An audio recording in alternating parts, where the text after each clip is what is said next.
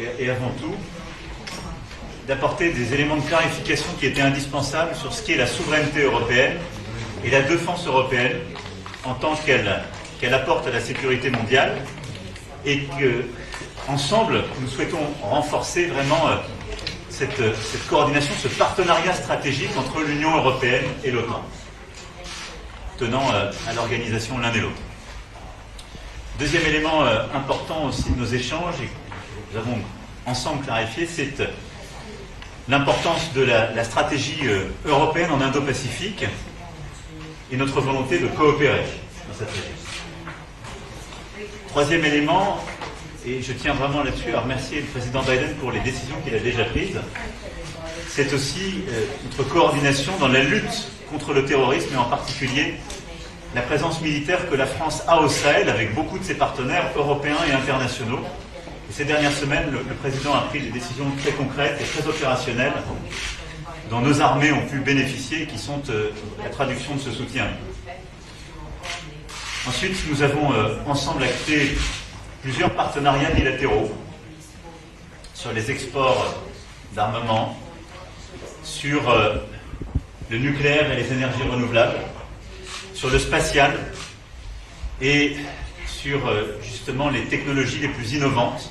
Nous souhaitons avoir une coopération renforcée des initiatives industrielles et de régulation. Et puis enfin, nous allons continuer de travailler ensemble sur les grands sujets multilatéraux, le climat, le numérique, la santé, comme ce G20 va d'ailleurs témoigner, et également une discussion et des échanges renforcés en matière de contrôle des armements, qui demeure à nos yeux un sujet absolument clé. Voilà, en quelques mots, le fruit du travail des dernières semaines, des discussions que nous allons avoir aujourd'hui. En quelque sorte, ce sont des décisions extrêmement concrètes qui viennent en soutien d'actions et d'initiatives communes que nous menons sur ces différents champs, et ce qui est pour moi l'amorce d'un processus vraiment de confiance que nous bâtissons ensemble et qui va se traduire par une coopération renforcée sur tous ces points. Merci encore, Président, en tout cas, du travail fait les dernières semaines et de votre présence ici aujourd'hui. Well, let me state the obvious. We have no older or no more loyal, no more decent ally than France. It's been with us from the beginning. You're the reason, in part, why we became an independent country. As a matter of fact, we're trying to run this down, but my father always told me, and I have a little medallion, I've not followed up, that my name is Robinet. Some of my French relatives came and told with Lafayette, I didn't go home.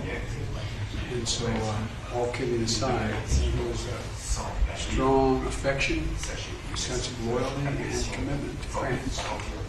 And there is no place in the world where we can't work together and cooperate. France is value added no matter where it is, and that's how we do it. And so, whether it's the Sahel, we're working together, you're carrying the burden of dealing with terrorism in that part of the world, or our attitude toward what happens in other areas, from our partnership when we were in Afghanistan together to today. And so I want to get something clear in front of all the press. We view you as incredibly valuable, serious partners. Article 5 means everything to us. You were there for us, we'll be there for you. There's a lot more work to do together. Thank you, Mr. President. No, thank you. Thank you. Thank you. Is the relationship repaired? You're asking me?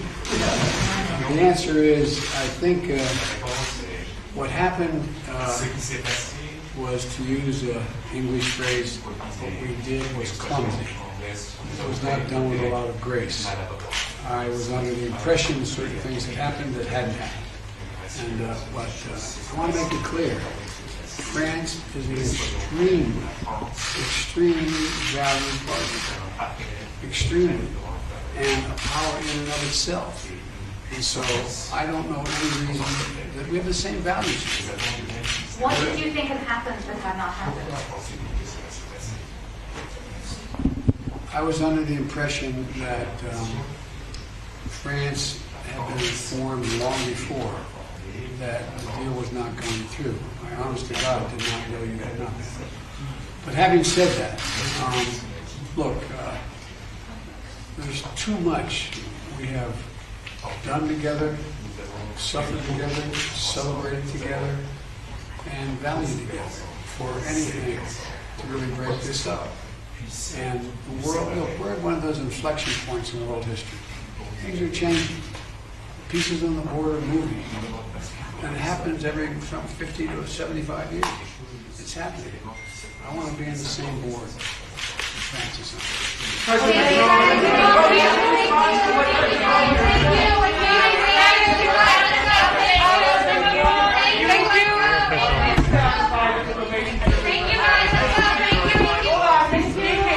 I think we clarified together what we had to clarify.